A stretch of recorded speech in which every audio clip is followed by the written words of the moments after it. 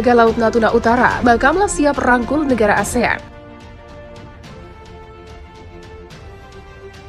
Badan Keamanan Laut Bakamla menyatakan simbol-simbol pemerintah akan selalu hadir di Laut Natuna Utara sebagai upaya untuk menjaga kedaulatan dari ancaman manapun.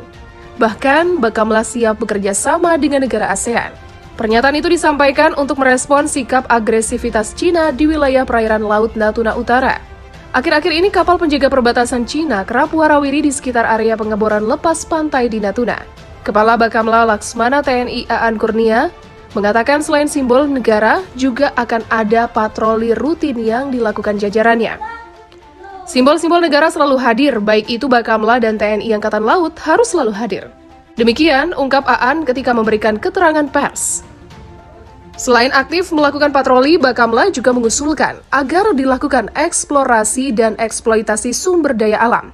Pemerintah telah melakukan itu dengan memberikan izin eksplorasi pengeboran minyak lepas pantai yang berlangsung pada Juni hingga November 2021.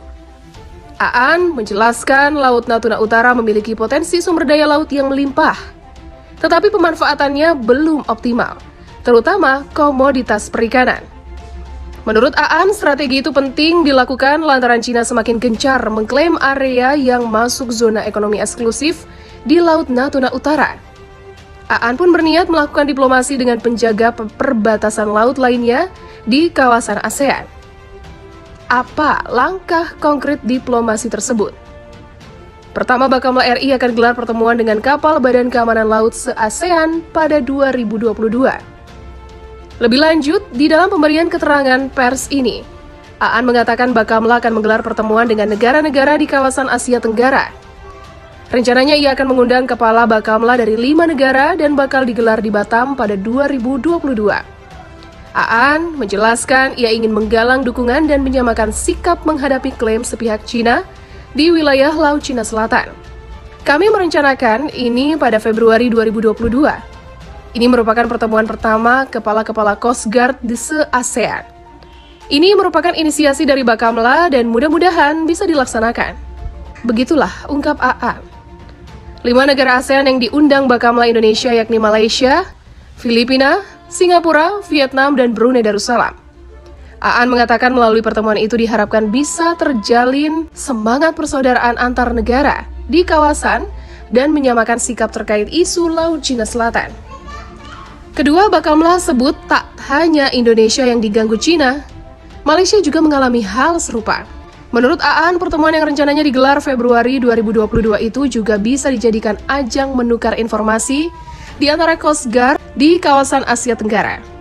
Sebab tak hanya Indonesia yang menghadapi tantangan keamanan Laut Cina Selatan, negara ASEAN lainnya juga tengah menghadapi isu serupa.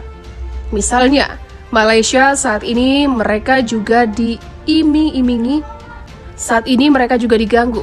Maka kami juga siap-siap. Memang sejauh ini mereka tidak masuk ke dalam wilayah kita, tapi paling tidak kami memperoleh transfer knowledge untuk menghadapi ini di lapangan. Begitulah Aan mengatakan.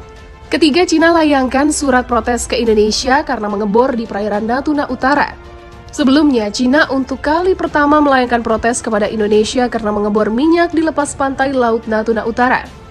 Protes yang tidak biasa itu disampaikan secara tertulis oleh diplomat Cina dan dikirimkan kepada pejabat di Kementerian Luar Negeri Indonesia.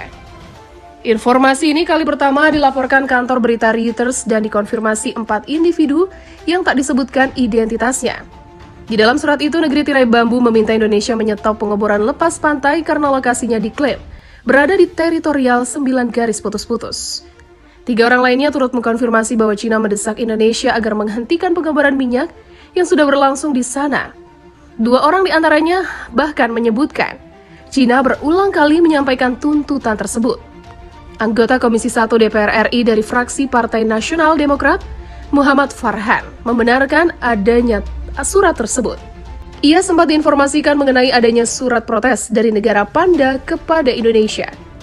Namun, ia belum pernah melihat fisik surat protes tersebut. Ia baru menyaksikan surat protes itu ketika ditunjukkan jurnalis Reuters.